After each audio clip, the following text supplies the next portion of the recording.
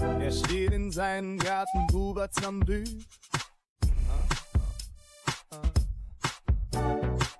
Blueberry Skunk wächst, kein Stress, nur Gefühl. Green Thumb, das ist sein Spot, er kann das festhalten. Schau, wie die Knospen wachsen, fühlst richtig echt. Moin moin Leute, willkommen zurück und herzlich willkommen in meinem Grow-Vlog. Heute gibt es wieder einiges zu tun.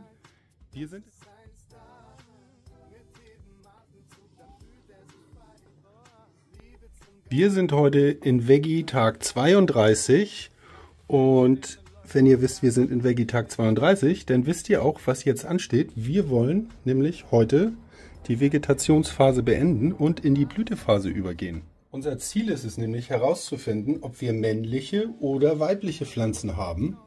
Denn diejenigen, die schon ein bisschen länger dabei sind, wissen, wir verwenden reguläre Samen, keine feminisierten, keine Autoflowers. Und wir wollen wissen, ob wir männliche oder weibliche Pflanzen haben. Und im besten Fall wollen wir natürlich beides. Wir wollen ein Männchen und ein Weibchen, damit wir unsere eigenen Samen herstellen können. Dann kreieren wir hier nämlich unsere Blueberry Skunk. Außerdem habe ich hier meine ersten Hydroponik-Gehversuche gestartet mit meiner Kapuzinerkresse. Ich zeige euch jetzt gleich mal meine 2 Euro oder weniger wie 2 Euro Hydroponikanlage. Die könnt ihr dann nachschauen. Außerdem wollen wir uns angucken, wie sich das Fimming entwickelt hat hier bei unseren Pflanzen. Wir sind 10 Tage nach dem Fimmen, das gucken wir uns genau an.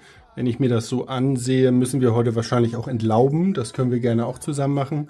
Also, habt ihr Bock? Das wird gut. Dann, let's go.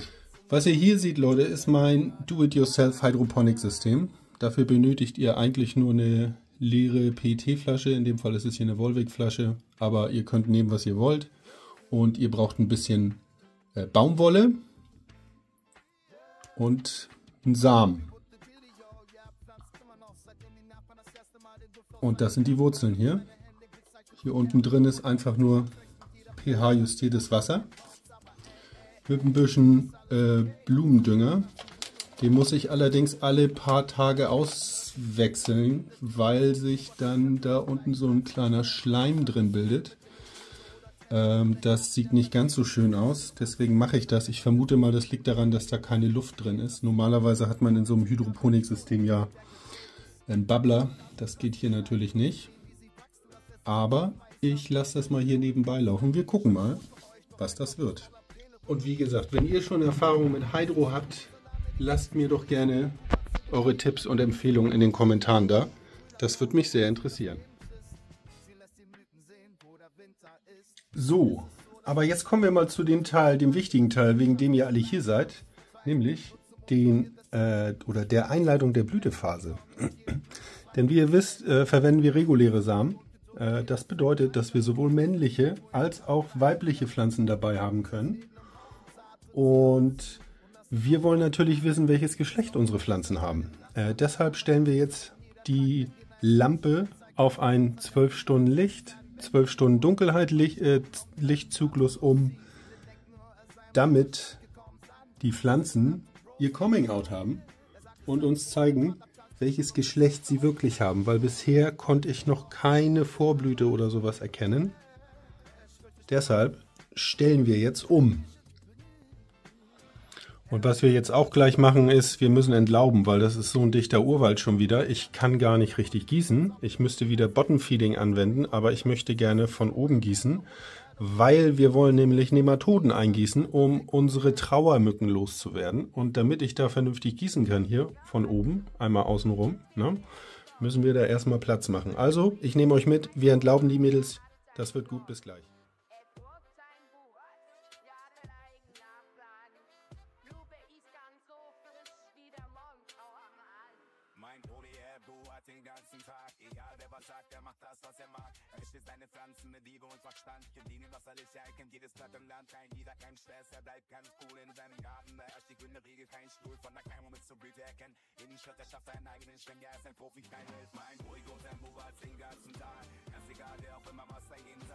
So Leute, vorher nachher. Die Blueberry ist jetzt dran. Die Skunk habe ich schon ordentlich gerupft, wie ihr sehen könnt. Jetzt kann man da auch wieder gießen, kann auch ein bisschen durchgucken. Und jetzt schnappen wir uns die hier.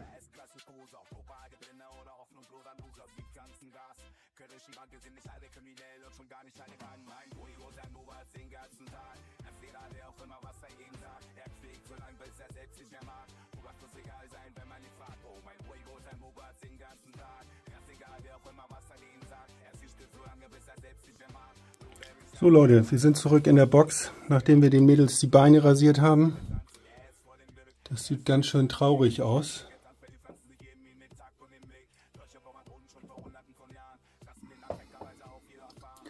Aber es war notwendig, weil die Pflanzen waren so dicht gewuchert, dass wir da nicht mehr durchkommen.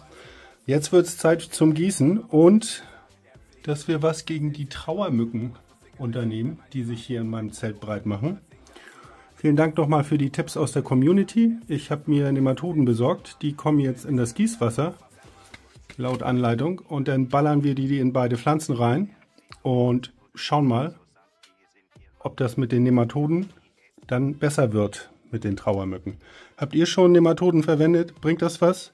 Für mich ist es das erste Mal. Schreibt es mal gerne in die Kommentare. So Leute, ich habe uns jetzt hier unser Nematoden Drip Juice vorbereitet, den ersten Liter. Die Nematoden reichen für insgesamt 6 Liter Gießwasser. Und mein Plan ist auch, die komplette Packung zu verteilen auf meine Pflänzchen. Die kriegen jetzt beide 3 Liter Wasser, die haben die ganze Woche nichts bekommen, sind ordentlich gewachsen und sehen auch sehr, sehr durstig aus. Und deswegen hauen wir jetzt hier 6 Liter Wasser rein, ganz langsam. Nach und nach und schauen uns mal an,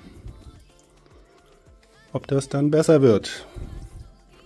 Ich hoffe natürlich, dass das einen positiven Einfluss hat.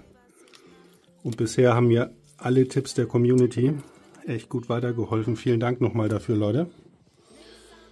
So, das war der erste Liter.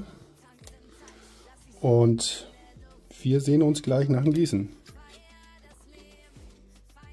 So, wir sind wieder zurück in der Box. Die Pflanzen sind gegossen. Die sehen jetzt noch ein bisschen traurig aus nach dem Eingriff. Aber ich denke, in den nächsten 1-2 Tagen wird sich das komplett erholen. Und wir werden sehen, wie sich das macht mit den Nematoden. Ich bin gespannt, ob wir unser Problem hier in den Griff bekommen. Insgesamt finde ich, kann man sehen, dass das Fimming zu einem sehr, sehr buschigen Wachstum geführt hat. Ihr habt den Zeitraffer auch gesehen, dass ich da noch ein bisschen versucht habe, die Zweige auszubreiten, so dass da möglichst viel Licht rankommt. Ich bin mit dem Ergebnis sehr zufrieden. Bisher sieht das alles nach Plan aus. Ich habe auch gerade die Zeitschaltuhr umgestellt auf 12:12. Das heißt, wir schicken sie heute in die Blüte und gucken mal, wie sich das jetzt weiterentwickelt in den nächsten Tagen. Zum Schluss bleibt mir noch zu sagen, vielen, vielen Dank für deine Aufmerksamkeit. Ich hoffe, es hat dir gefallen. Wenn du Fragen hast oder Verbesserungsvorschläge, wie wir hier das Beste aus unserem Grow rausholen. Immerhin sind wir blutige Anfänger, nicht vergessen. Das ist mein zweiter Grow Run hier.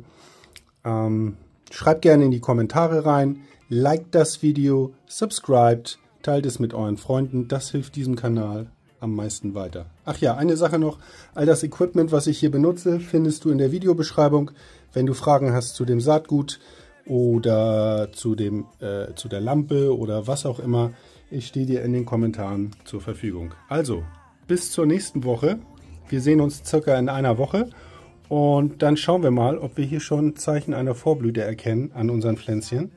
Weil nach wie vor ist noch nicht klar, ob da ein Männchen dabei ist, damit wir unsere Samenproduktion starten können. Also, wir sehen uns nächste Woche, Leute.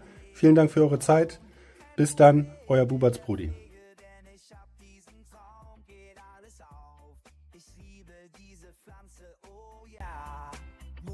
Brudi weiß Bescheid, keine Frage, Homie, klar.